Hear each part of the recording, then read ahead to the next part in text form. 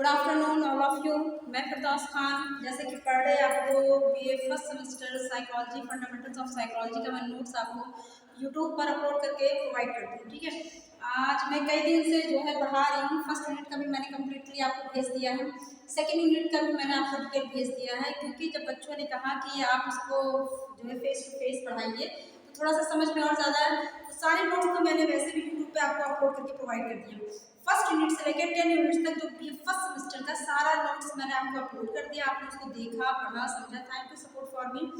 आप उसको देखते रहिए कि ये आपके पीछे भी काम आ सकता है, क्योंकि जो सिलेबस स्टार्टिंग होता है, जो यूनिवर्सिटी बनाती है, वो कहीं ना कहीं से आपके पीछे में भी कहीं ना कहीं आपको उसके टॉपिक, उसकी चैप्टर आपको मिलेगी। ठीक है, तो मैंने आपको यूट्यूब पे दिया है। मैं जब सर्च हो गया मैं पढ़ाई तो मैंने फर्स्ट यूनिट का कम्प्लीटली भेज दिया है और सेकेंड यूनिट का कम्प्लीटली भेज दिया। आज मैं आपको यूनिट थर्ड भेज रही हूँ। ठीक है, देखिए अच्छे से, क्योंकि मैं बीए का पढ़ाती हूँ। बीए को धीरे धीरे आपको जो है पीजी का भी आपको दूंगी नोट्स। तो ये बीए फर्स्ट सेमेस्टर। ठीक है, देखिए ध्यान से देखिएगा। इस वजह से मैं डेली आपको लिख के बता रही थी कि कंफ्यूजिंग ना हो कि कौन सा सेमेस्टर है।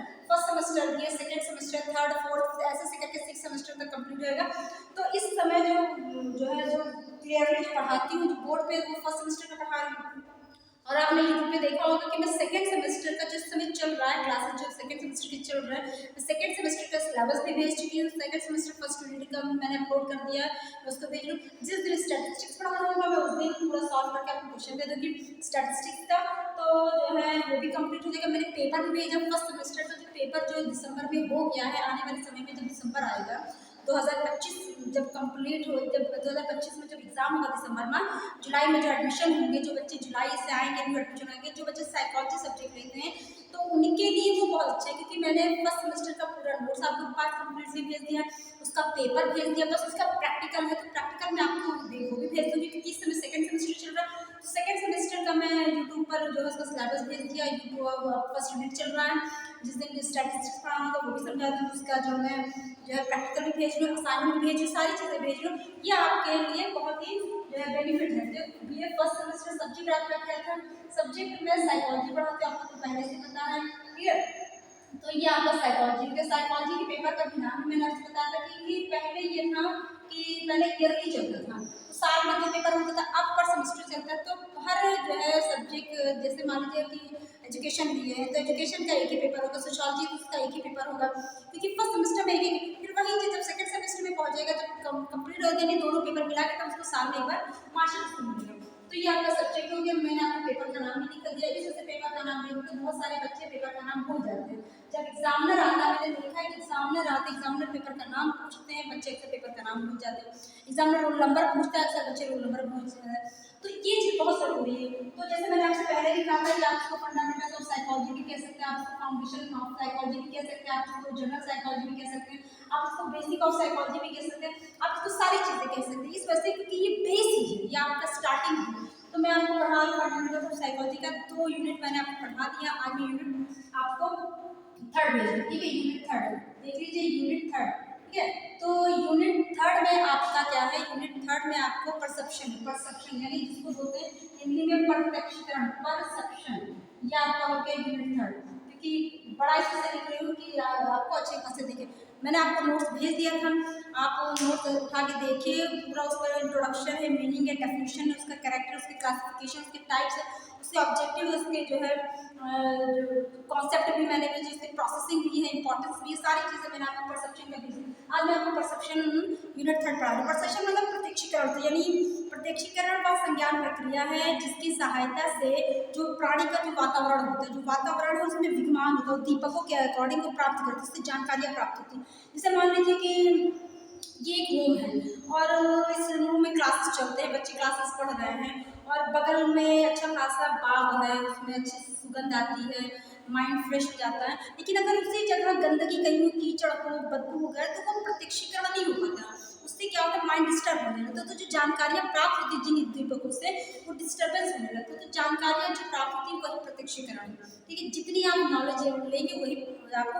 तो प्रत्यक्षीकरण एक ऐसी मानसिक प्रक्रिया है जिसके अनुभव की सहायता से वर्तमान संवेदनाओं एवं उसकी व्याख्या को प्रस्तुत किया जाता है। ठीक है, अर्थात जैसे बाह्य वातावरण जो एक्सटर्नल इन्वायरमेंट है, एक्सटर्नल इन्वायरमेंट से जो प्राप्त जानकारियाँ होती हैं उसकी सहायता से ही जो जानकारी मिलती है उसी को प्रत्यक्षीकरण बोलते हैं। ठीक है, अब इसमें आपको डेफिनेशन भी बताया गया है। जैसे मैंने आपसे बताया था कि जो डेफिनेशन है जो है किंग महोदय ने कहा अपने हिसाब से, किंग एंड रॉबिन्सन ने कहा है कि perception is what immediately experience to person, यानी व्यक्तियों द्वारा तत्कालिक किया गया अनुभव ही प्रत्यक्षीकरण। यानी जैसे किसी व्यक्ति द्वारा किसी चीज़ का अनुभव हो गया, वो चीज़ महसूस हो गया, उसको लगा कि हाँ ये चीज़ एक्सटर्नल इंटरनल जो भी, तो उससे पता चला कि ये प्रत्यक्षीकरण हो रहा है, उसको जानकारियाँ प्राप्त हो गई। ठीक है, तो रुचि महोदय ने कहा है कि प्रत्यक्षीकरण एक सक्रिय प्रक्रिया, यानी perception is an active process, यानी जो प्रत्यक्षीकरण है वो एक्टिव रहता है। ठीक है, तो इसके बाद इसमें इसको जो है मनोभौतिकी जिसको बोलते हैं। ठीक है, इसको साइकोफिजिक्स में ये होता है कि सन 1800 देखिए सन 1879, ठीक है, जैसे मैंने आपसे बताया था सन 1879 में जो विलियम वुड ने लिप्सिक विश्वविद्यालय का 1879 में विलियम वुड ने लिप्सिक विश्वविद्यालय में एक जो है प्रयोगशाला बनाया था जो जर्मन के थे। ठीक है, जो जर्मन के थे तो उनके साथ वेबर महोदय, फेकनर महोदय, उन्होंने भी अपना योगदान उसमें दिया। ठीक है, तो ये इसको साइंस ऑफ साइकोफिजिक्स भी कह सकते हैं। साइकोफिजिक्स में होता है कि जो व्यक्ति का जो क्षेत्र है जिसके अंतर्गत उद्दीपक जो मानसिक प्रक्रियाएं उसको उत्पन्न की जाती है, मानसिक प्रक्रिया उसको मिलती है, उसकी क्वांटिटेटिव के बेस पे। ठीक है, उसका जो संबंध जो क्वांटिटेटिव रिलेशनशिप आप इसमें देखेंगे क्वांटिटेटिव, ठीक है, क्वांटिटेटिव, तो ये क्वांटिटेटिव रिलेशन हो गया। आप इसको देखिए क्वांटिटेटिव रिलेशनशिप जो आपको बाहर एक्सटर्नल जो आपको मिलता है एनवायरनमेंट, उससे जो क्वांटिटेटिव होते हैं कि कितने इसकी मात्राएं होती हैं, मात्राओं के बेस पे आप उसका एनालाइज कर सकते हैं कि उसका रिलेशन कैसा होना चाहिए। ठीक है, अब मनोभौतिकी में इसकी सहायता से आप फिर इसमें समस्याएं भी उत्पन्न होती हैं, जैसे मान लीजिए डिटर्मिनेशन ऑफ स्टिमुलेशन, इसमें आपको जो है डिटर्मिनेशन भी बताया गया। तो डिटर्मिनेशन में आपका क्या है कि उद्दीपक दहली निर्धारण, यानी डिटर्मिनेशन ऑफ स्टिमुलस 1000, यानी उद्दीपक दहली में वह मात्रा है जिसमें संवेदन अपने ऊपर अकॉर्डिंग प्राणी पश्चिम दिशाओं से महसूस करते हैं। यानी जो दशाएं होती है, कोई चीज़ होती है, कोई घटना घट जाती है, उसके अकॉर्डिंग जिसको महसूस होता है। सेकेंड आपका है इसमें बताया गया है डिटर्मिनेशन ऑफ डिफरेंटियल। ठीक है, डिफरेंटियल जो होता है थेयरहोल्ड, यानी मनोभौतिकी प्रयोग में दूसरे व्यक्तियों के द्वारा जो निर्धारण किया जाता है उसमें भिन्न भिन्न अलग अलग संवेदनाएं उत्पन्न होती हैं जो जस्ट न्यूरेबल डिफरेंसेस कहलाते हैं। ठीक है, थर्ड इसमें आपको स्टिम्युलस बताया गया क्वांटिटी, फिर ऐसे ऐसे धीरे धीरे करके सारी चीज़ें बताई गई हैं। इसमें मैंने आपको मनोभौतिकी का विधिया बताया, मेथड्स ऑफ साइकोफिजिक्स। ठीक है, मेथड्स ऑफ साइकोफिजिक्स, यानी इसके अकॉर्डिंग आप किसी चीज़ को कर सकते हैं जो आपके माइंड में जो दीपक चल रहा है साइकोफिजिक्स, तो आप इसके अकॉर्डिंग उसको जो है उसके आपके क्या बेनिफिट्स हैं, क्या चीज़ है, तो आप उसको सारी चीज़ आप उसको डिटेल में बता सकते हैं। तो मेथड्स ऑफ साइकोफिजिक्स में की लिमिट, अच्छी लिमिट होती है, तो इसमें आपका तीन चीज़ें बताई गई। सबसे पहले इसमें बताया गया है मेथड्स ऑफ लिमिट्स। ठीक है, यानी आप किसी चीज़ को कोई काम करेंगे, किसी चीज़ को आप दीपक के पास है तो आप उसका लिमिट क्रॉस मत करिए, लिमिट क्रॉस करेंगे तो आपके लिए प्रॉब्लम क्रिएट हो जाएगा, आपके लिए दिक्कत हो जाएगी, क्योंकि साइकोलॉजी ऐसा जो आपकी मेंटालिटी पर डिपेंड करता है, आपके बिहेवियर पर डिपेंड करता है, आपकी लैंग्वेज पर डिपेंड करता है।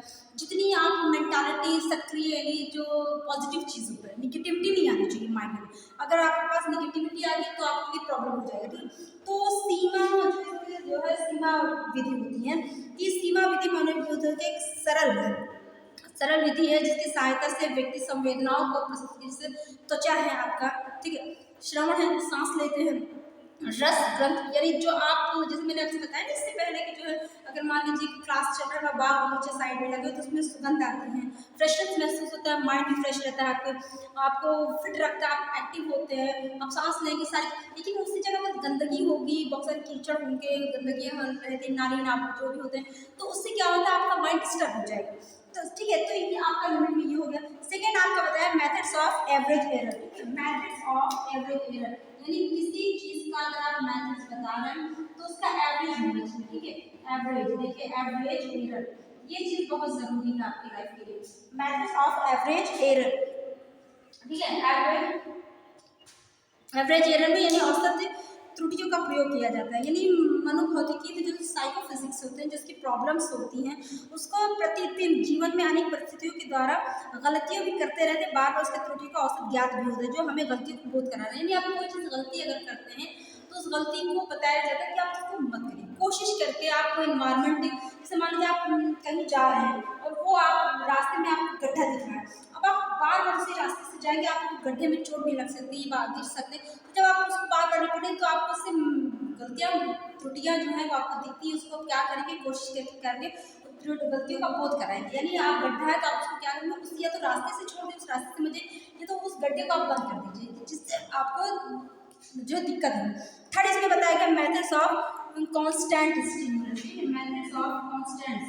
देखिए मेथड्स ऑफ कांस्टेंट्स, ठीक है, ये कांस्टेंट्स हो गया, methods of constant stimulus.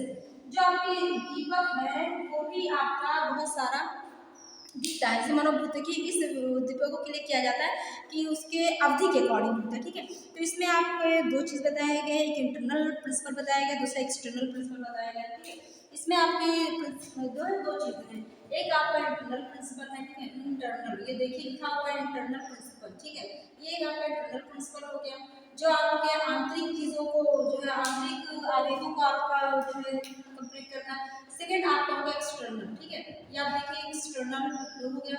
External principal मतलब जो आपका ये नहीं कि इसमें प्रिंसिपल यानी सिद्धांत, प्रिंसिपल मतलब सिद्धांत। आप किसी चीज़ को सिद्धांत बनाएंगे अपनी लाइफ में, जब तक आप सिद्धांत नहीं बना पाएंगे किसी चीज़ का, तब तक आप लाइफ अपना जो है नहीं सेटल कर पाएंगे, क्योंकि हर चीज़ का नियम होता है। नियम अगर आपके पास एक है कि आपके पास आधार कार्ड है तभी आप भारतीय, या कहीं के भी आधार कार्ड होते हैं तो उसके अकॉर्डिंग आप नेशनलिटी मिलती है। दूसरी चीज़, अगर आपके पास जैसे राशन कार्ड है तभी आपको राशन मिल पाएगा, आपके पास सर्टिफिकेट तभी आपको नौकरी मिल पाएगी।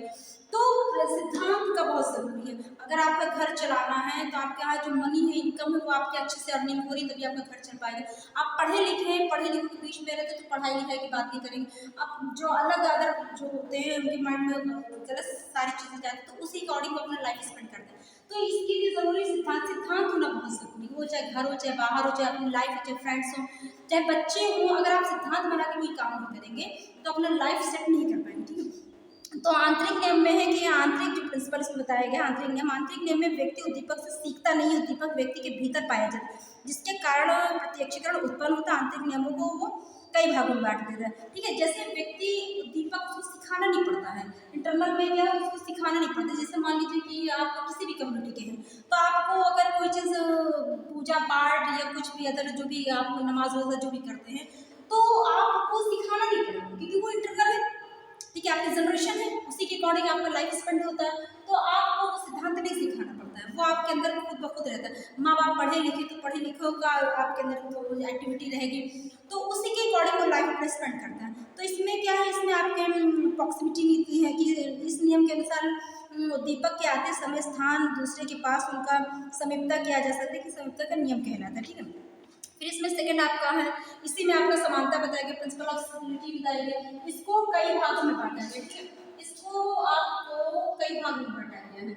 इसको आपको 1 2 3 4 5, ठीक है, जो इंटरनल प्रिंसिपल है उसको कई भागों में बांटा गया। तो सबसे पहले आपको प्रिंसिपल ऑफ प्रॉक्सिमिटी, ठीक है, तो देखिए इसको आप देखिए, प्रिंसिपल ऑफ प्रॉक्सिमिटी है, प्रिंसिपल ऑफ प्रॉक्सिमिटी। प्रॉक्सिमिटी मतलब आपको ये हो गया कि आप किसी चीज़ की कोई चीज़ की बताना नहीं पड़ेगा। प्रॉक्सिमिटी आपको हर चीज़ खुद ब खुद सीख लेंगे। किसी के नज़दीक रहते हैं, वो है तो आप वो नज़दीकियाँ, भाई बहन, माँ बाप, रिश्तेदार, नातेदार, तो अगर पढ़े लिखे के बीच में रहते हैं तो आपको वो चीज़ सिखानी नहीं पड़ेगी। प्रिंसिपल ऑफ प्रॉक्सिमिटी है, ठीक है, यानी आप उसके समीपता है, जिसको बोलते हैं समीपता का नियम। तो ये निकटता का नियम, निकटता समीपता एक ही चीज़ है, ठीक है।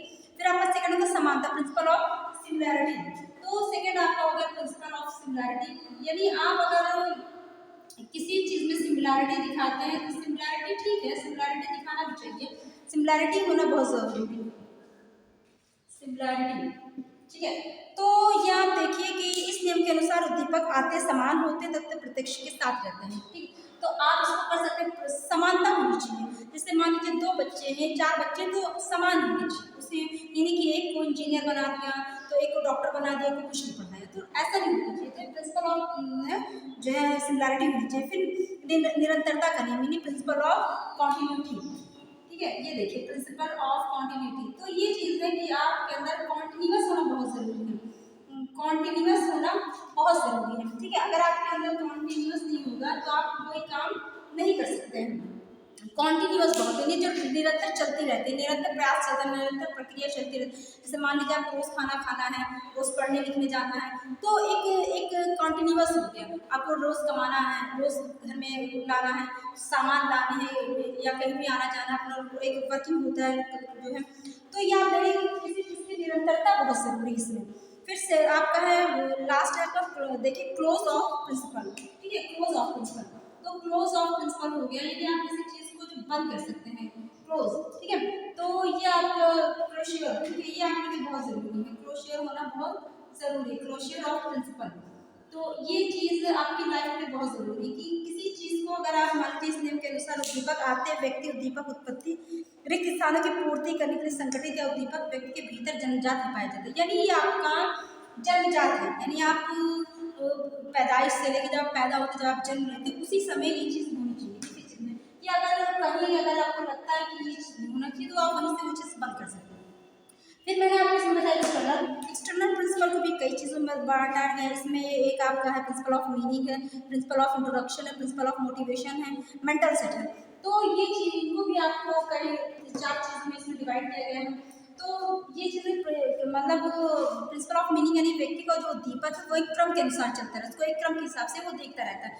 सेकेंड इसमें प्रिंसिपल ऑफ इंट्रोडक्शन है, यानी आप किसी चीज़ पे अनुभव करते हैं, अपनी परिस्थितियों के अकॉर्डिंग अपना परिचय देते हैं तो संबंधित रहता है, ठीक है। थर्ड आपका प्रेरणात्मक, अगर आपके अंदर प्रेरणात्मक नहीं है, अगर आपके अंदर किसी चीज़ को पाने की करने की लालसा इच्छा नहीं होगी तो आप ना आपको मोटिवेट करें तो आप क्यों, क्योंकि आपके माइंड में ये चीज़ सेट हो गया कि मुझे ये नहीं करना, तो ये नहीं होना चाहिए। मोटिवेट आप खुद होइए, सेल्फ से होइए, ठीक है। फिर लास्ट है आपके इसमें मेंटल सेट, आपको अपने मेंटालिटी को खुद सेट करना है, किसी की सेटिंग से नहीं मतलब है। आप अपने मेंटल को खुद सेट करिए कि मुझे क्या करना है लाइफ में, कैसे आगे बढ़ना है। तो इसके लिए आपके क्या है, इस साइकोलॉजी सब्जेक्ट ऐसा है जिससे आपको आगे बढ़ाता है। फिर इसमें टाइप्स बताया गया है, देखिए इसमें टाइप भी है, एक सेलेक्टिव है, एक सस्टेन है, ठीक है। टाइप्स ऑफ बताया गया, टाइप्स ऑफ, ठीक है। टाइप्स ऑफ मैंने आपसे बताया था, टाइप्स ऑफ जो है क्या है, परसेप्शन, टाइप्स ऑफ परसेप्शन, यानी कैसे आप किसी चीज को कर सकते हैं। तो इस टाइप्स ऑफ परसेप्शन को 2 पार्ट्स में बांटा गया। पहला है आपका सेलेक्टिव, यानी चयन, ठीक है। आप सेलेक्टिव परसेप्शन आपका हो गया, ठीक है। तो सेलेक्टिव अवधान, किसी चीज पर टेंशन होता है, ठीक है। सेलेक्टिव अवधान हो गया आपका, यानी आप किसी चीज में जब तक आप अपना ध्यान नहीं देंगे तब तक आपका कोई काम उचित नहीं होगा, सेलेक्ट करना पड़ता है किसी चीज को, ठीक है। यानी चयनात्मक, यानी अध्ययन के मूलभूत चयनात्मक अवधान से उद्दीपक समूह किसी उद्दीपक को चुनकर ही काम करता है। जैसे उदाहरण के आप कपड़ा खरीदते हैं, जब आप कपड़ा खरीदते हैं तो काफ़ी समय लगता है, बारी बारी से एक एक सामान एक कपड़े देखते हैं, कॉटन देखते हैं, सिल्क देखते हैं, या लेडीज़ कपड़ा देखना है, जीन्स देखना है, जेंट्स का कपड़ा देखना है, बच्चों का कपड़ा देखना है। आप बार बार उसको एक कपड़ा निकालते, 2 कपड़ा निकालते, 4 कपड़ा निकालते, काफ़ी कपड़े उसको निकाल के उसकी डिज़ाइन देखते, उसका कलर देखते, सारी चीज़ आपको देखना पड़ता है। तो ये सेलेक्टिव होता है, चयनात्मक होता है। तो चयनात्मक में आप सारी चीज़ें होती हैं, चयन करने के लिए मान लीजिए कि, और सेकेंड आपका इसमें हो गया संस्ट्रेंट, ठीक है। संस्ट्रेंट आपका हो गया संस्ट्रेंट, ठीक है। संस्ट्रेंट अटेंशन हो गया।